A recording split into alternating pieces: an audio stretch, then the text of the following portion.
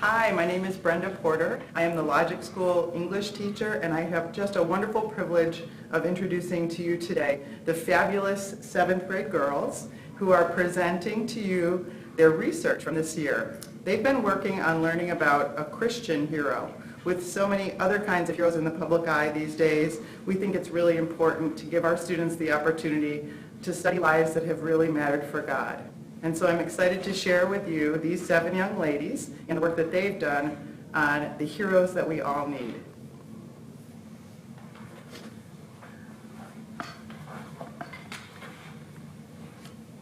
Hi, my name is Emmeline von Munster, and for the past few months I've been studying Corrie ten Boom. Corrie ten Boom was a Dutch Reformed Christian who loved the Lord so much she was willing to risk her own life to save others. During World War II, Corrie hid Jews in her home because all Jews were being sent away to work camps. In 1944, a man found out that Corrie was doing these illegal activities and reported it to the Gestapo. Later that day, when the Gestapo heard of these illegal activities, they raided the ten Boom home, but found nothing because all 6 Jews made it safely to the secret hiding place. Sadly, all of the ten Boom family and everyone in the house that didn't make it into the safe room went to the Scheveningen jail and later on to Ravensbrück concentration camp. When Corrie was released, she decided that she should start a ministry, and from that point on, she traveled the world speaking to many people about her experiences and God's love. This is my Corrie ten Boom project, and over here it talks about her life before the war. That's a picture of her house, and she lived in Haarlem, Netherlands. And this is her family over here with her oldest sister down to Corrie right there.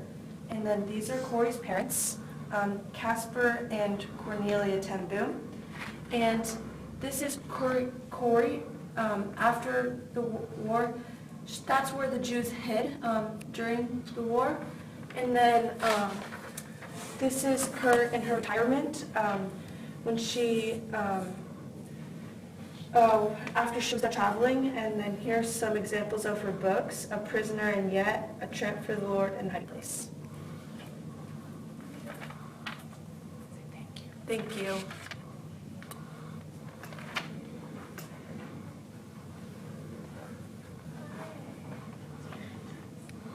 Hi, my name is Rossetti. For the past few months, I have been researching about Florence Nightingale. Let me ask you, have you heard of Florence Nightingale and what she did? Florence was born in 1820 in London, England. She loved writing and talking politics with her dad. She turned down marriage and became a nurse.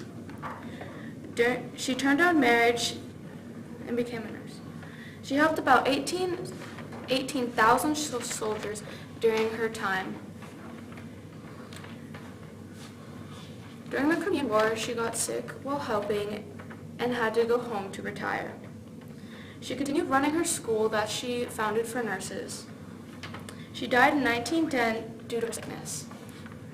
This is my poster about Florence Nightingale.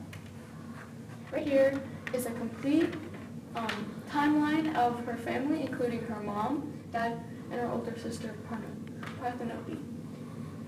Right here is the 2 colleges she went to, King's College in London and University of Cambridge. This is St. Thomas's Hospital, where she got her education of nursing. This is a picture of Florence and the 38 nurses she took with her to Turkey. One of my favorite quotes of Florence Nightingale is, "Live life when you have it. Life is a splendid gift. There is nothing small about it."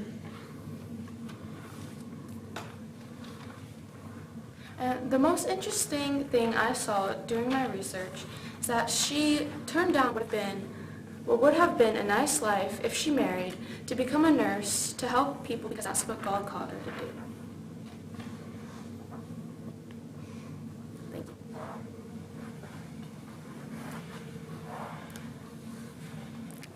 you. Hi, my name is Sila Lorenzen, and for the last couple of months, I have been studying Elizabeth Elliot.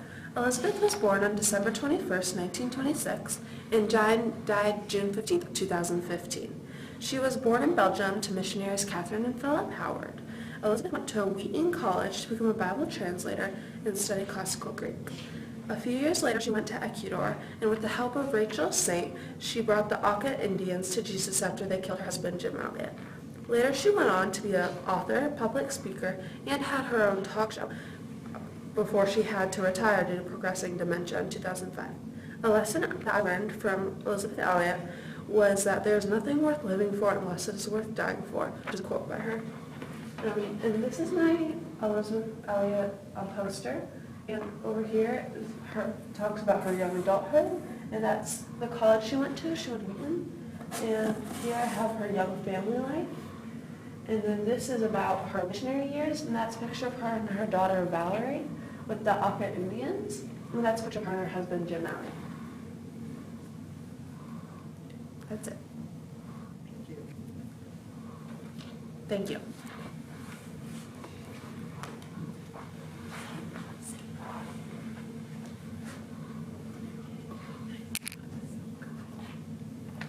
Hi, my name is Angelina Coburnat, and over the past 2 months, I've been learning about Amy Carmichael.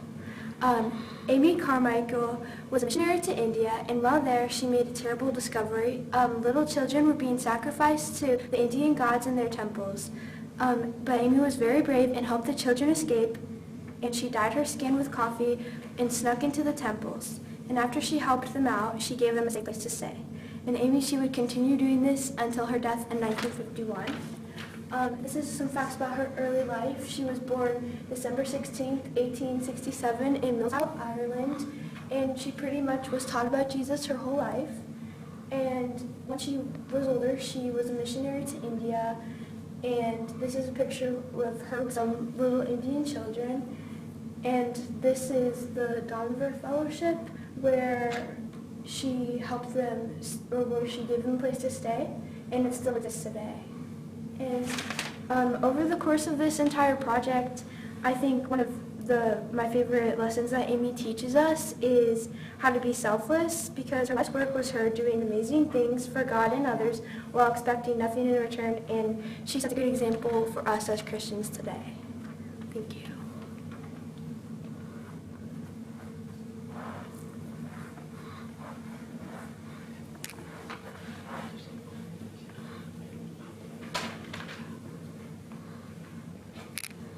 Hello, my name is Sadie Voigt, and for the past 2 months I've been studying Sojourner Truth. Did you know Sojourner Truth met both Ulysses S. Grant and Abraham Lincoln during her time in office? She was such an important figure that she was honored with an audience with 2 presidents. Sojourner spent most of her life in the area of New York. Her ministry purpose was to speak against slavery and support women's rights. She traveled the United States as a preacher, giving powerful speeches and telling the story of her life. As a child and into young adulthood, Sojourner lived as a slave. She ran away as an adult, and after much prayer, determined that God was calling her to use her height of 6 feet and her deep voice to speak against that which she had experienced for so long. Throughout her life, she fought for abolition, women's rights, and temperance. She never backed down, even when facing death. Her bravery and determination has served to be a light to those who are overshadowed by oppression.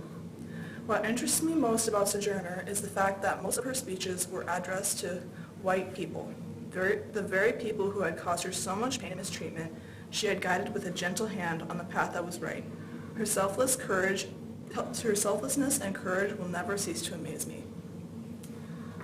So this is a picture of Sojourner Truth. Her real name was actually Isabella, but after a confused time during her Christianity, where she joined a cult that eventually killed someone, she decided to start out on a new slate. She asked God for a new name and gave it to her, Sojourner Truth.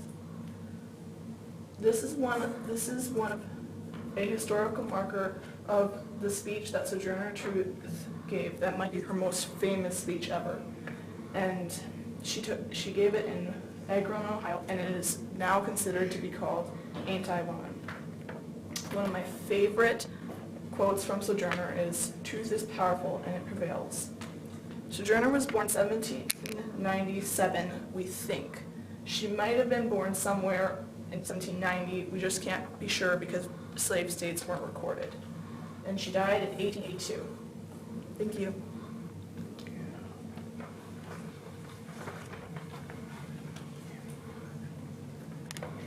my name is Clara Lee, and I have been studying the missionary Florence Young.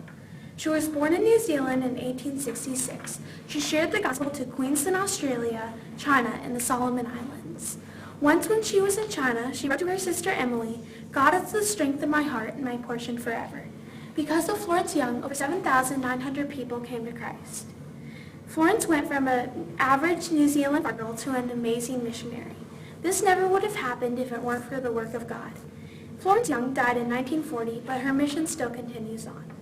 This is my poster board. This is a picture of Florence Young. Here's a timeline of her life.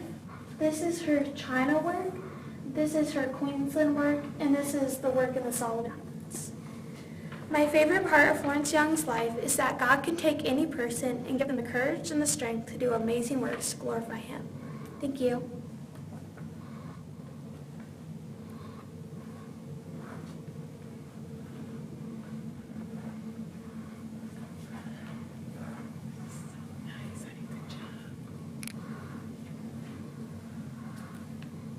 Hello, my name is Violet Joel, and for the last couple of months I have been studying the famous missionary who went to China, Gladys Atwood. Did you know that her Chinese name was Awade, which means the virtuous one? Gladys was born February 24, 1902 in Edmonton, England. Gladys spent most of her teenage years as a housemaid. After that, she went to China Island missions, but was rejected because of her lack of schooling. Finally, she found an opportunity to get on a train where she could teach about the Bible in China. There she ran the Inn of Eight Happinesses with her ministry partner, Jeannie Lawson. Soon, Japan attacked and Gladys led 200 children out of the war. They succeeded and Gladys continued in her ministry doing what she loved until her death, January 3rd, 1970, due to influenza. This is my poster about Gladys Atwood. Here is a quote from her that says, "You have to interfere with what you feel is wrong if you hope to make it right." And this is a picture of her outside of the orphanage where she took care of children. This is her in with her partner Jeannie Lawson in ministry, and she's teaching to Chinese citizens. And this is another quote of her, one of her most famous quotes that says, "Oh God, here's my Bible, here's my money, here's me, use me." And this is a 3D object of her and the children crossing the Yellow River after the war. Thank you.